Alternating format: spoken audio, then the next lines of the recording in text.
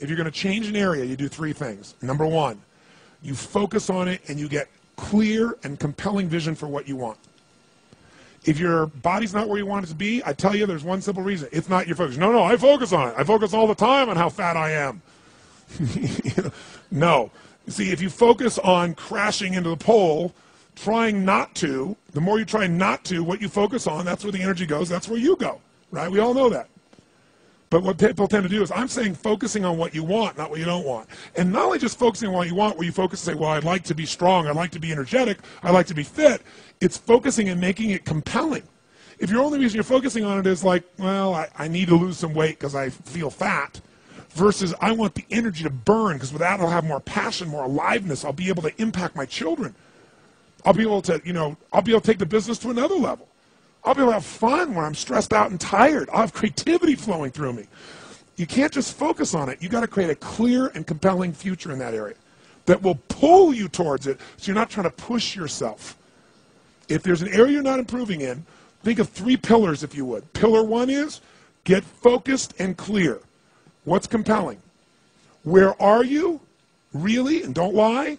Where do you want to be? And make it so compelling you can't help it. When you wake up in the morning, you want to transform this area of your life. So the quality of your life already is better just because you are so excited about what you're after. When you do that with your body or your emotions or your finances or time or any other area and you start focusing and you're clear, you're going to have energy. You're going to have drive. You're going to start to do something. How do you make sure what you do really works? You need the second pillar. And think of this as three pillars. Because, two-legged stool is going to fall over. One leg, you can't sustain. Second pillar, you got to get the best.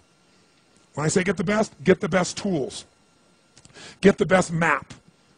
Get the best mentor. What I'm looking for is, it's wonderful that you're focused and clear and excited, but if you're running east looking for a sunset, you got a problem. I don't care how much you believe, I don't care how much enthusiasm you have, you got the wrong tools. You got the wrong strategy. You got the wrong map. And so it's really critical in life, I believe, to get a map and get a mentor. Because the map very often changes, and the best mentor, somebody who's the best at what they do, they know the shortcuts, don't they? Or they know when the roads change. You don't get stuck hanging out, in the desert when you're trying to get to the ocean, metaphorically. So I've always focused on not just finding somebody good, but who's the best at it, who's got the best tools. Think of that first pillar as a target. You're crystal clear on the target. And now you got the toolbox, man. You got the best tools, not rinky-dink tools, the very best. And the way to get the best, by the way, that I've done it is model someone who's already successful. All the tools I come up with, some I've obviously created, but the foundation came by standing on the shoulders of other giants. I went out and found somebody that's already got the result. Why reinvent the wheel? Success leaves clues. Find the best, figure out what they're doing, do that. Alter it, find your view of it, but start with what already is working rather than starting from scratch and trial and error. But if you've got that focus, the target, and you got the toolbox, and you're still not getting what you want, it's because you got inner conflicts. That's the third pillar. You've got to resolve your inner conflicts. Because as I try to explain to you, 80% of success in anything is your psychology and 20% is the mechanics.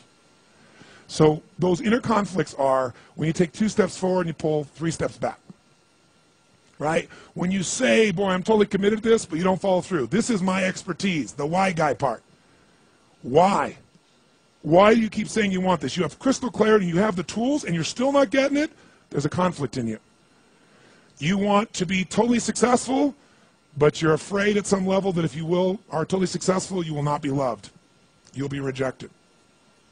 You want to be in a position where you have total free time and you want to build a billion-dollar enterprise. These are conflicts. You really, truly know you got the tools and talents to make this happen, but a part of you doesn't think you deserve to succeed because it's something you did at some point in your life or something you made up. Or you think making money or being successful economically is not spiritual. And you're committed to being spiritual, and yet the other part of you, it's the inner conflicts between fighting parts. So what do we do in this third pillar? Think of it as a vault we got to unlock. Think of it as unlock and unleash. That's the third pillar. The way you unlock and unleash is you identify the conflicts. You get clear what they are. So you may have total clarity, even the tools, but how can you totally unleash and commit when you're being pulled in 2 different directions? You say, Tony, how do I solve that? There isn't one way. You've got to get clear about what's most important to you today, not what you think you should do based on an old blueprint, an old belief system, your parents, society, your friends. Otherwise, you'll succeed and not be fulfilled. So once you identify the conflicts, now what you got to do is align. Align your life with what you really value. Align your life with what is most important to you. And then once you are in a position where you're aligned, guess what you'll do? Take action. You won't even have to work at it. When everything's in alignment, there's nothing pulling you away, boom, you go for it. But when you say, I want a relationship, but at the same time, simultaneously, I want to be in a position where, I never have to, I only get what I want every moment, or I never have to commit to anything, then obviously you're never going to get there. That inner conflict must be resolved. Once you align and you take action, guess what's going to happen? You're going to achieve. And once you achieve, you succeed. When you succeed, I'll tell you what you got to add to it. Celebrate, right? And then contribute. Pay it forward, if you will, as corny as that sounds. Remember the movie? Pay it forward, don't pay it back. Take what you've got, what you've learned, and bring it to someone else. And if you bring it to someone else, it continues that cycle of fulfillment, of joy, of meaning in your life. Everything works.